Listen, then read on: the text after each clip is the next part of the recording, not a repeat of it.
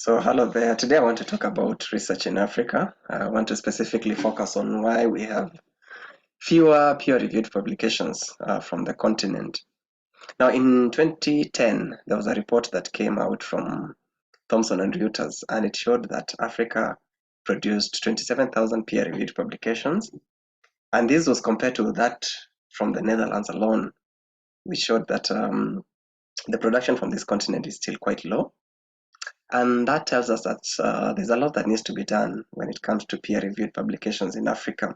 There was another report that was, or another publication that came out in 2018. Of course, after some time, there had been improvements, but it still showed that the production from sub-Saharan Africa, the global research output from sub-Saharan Africa was less than 1%. And it must be remembered that not all African countries are prolific when it comes to research. So specifically, I remember South Africa tops the continent in terms of the research productivity. We have Ghana, we have Kenya, we have Ethiopia, we have Nigeria. Those are top producers or top research countries in Africa, at least where as far as research institution as well as research productivity or research peer-reviewed publications are out. But then the rest of the countries in Africa still have a long way to go. And even for the five that I've mentioned, it doesn't mean that they're doing well. There is still a lot that needs to be done in those countries.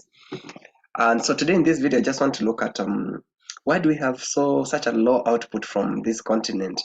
Let me just discuss five factors that I think are the reasons why we have fewer productivity or low output in terms of research.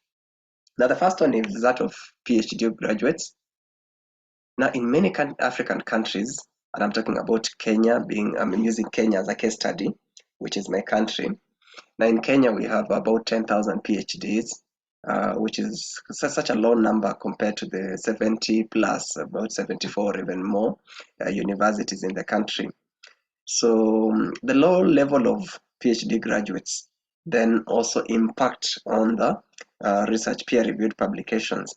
There is a correlation, of course, between PhD graduates or PhD study and research investment and research output. And because of this, it means the research that is being done maybe at the lower levels, undergraduate and masters, well, it can still pass. Not as much is being done, or not as much as rigorous research is being done as that one compared to as that one at the PhD level. So fewer PhDs in a continent or in a country in Africa imply that we have lesser output from such a field. So, and of course, we have to remember that also some of the reasons why we have fewer PhDs, people take long, others drop out of the program, and the like, and this compound the problem that we have. And even supervision of the entire PhD process also, that means even those coming out are not as fully equipped in terms of research, and that also consequently impact on the research productivity and peer-reviewed publication. The second reason I have is that of predatory journals. Now, many Africa, we have South America, we have Asia, are three regions that have been identified in scholarly research as being the regions, that word, regions where predatory journals are thriving.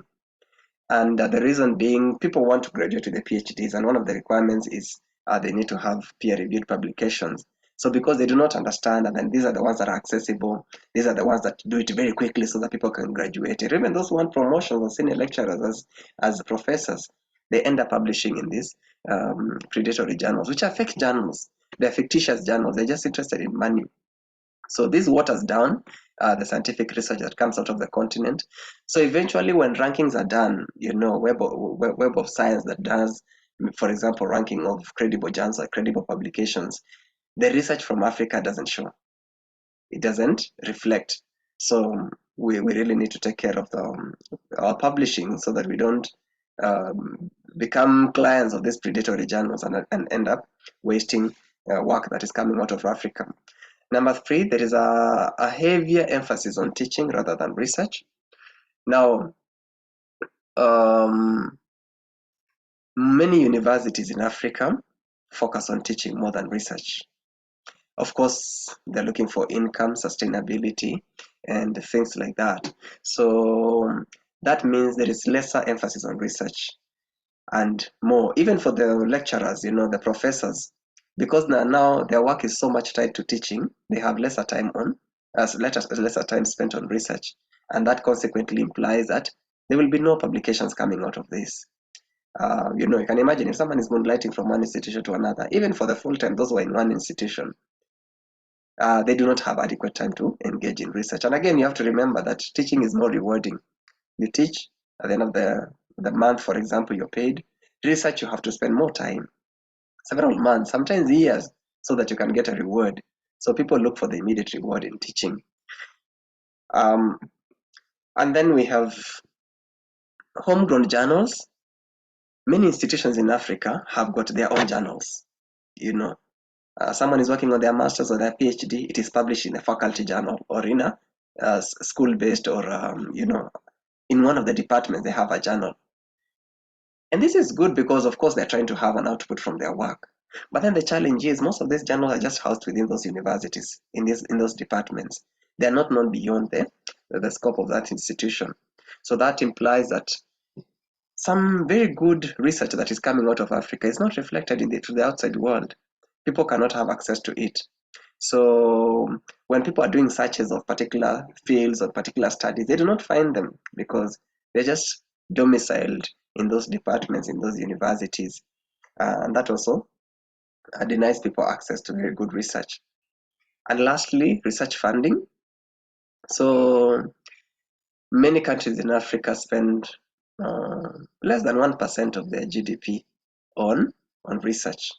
So that by extension implies that not much not much research can come out of it, or not many publications will come out of it. So if, of course, research has to be improved, then it implies that research funding has to be increased in the universities. There are few countries that spend more than 1%, but the rest, less than 1% of the GDP, goes to research funding. So basically, if we have to improve productivity or peer-reviewed publication, then it means we have to enhance. I mean, this report that came out was produced by Business Daily here in Kenya. We have to increase the number of PhDs. Of course, what is it that is hindering their progress? And rigor also in the PhD study. We have to get rid of predatory journals. Focus on credible journals. We have to spend more time on research. A balance. Have teaching, yes, but also engage more in research. We have to make these homegrown journals accessible to the world. Okay, follow the scientific processes. Sometimes when we have a journal that has got the members of the department, the editorial board members, the work that is being published is that of their students. Then at the end of the day, we just have inbreeding. Not much. There's lack of critical analysis of the work that is being produced. And lastly, we have to enhance research funding. I think those are some of the core reasons for me, at least, why there is low research output from Africa, specifically peer-reviewed publications. But I think there is hope. I think there are now more bodies that are investing more in research in Africa. I think the institutions are spending more than countries. Yeah, what do you think? All right, like the video, share with others, and subscribe to the channel. Thank you very much.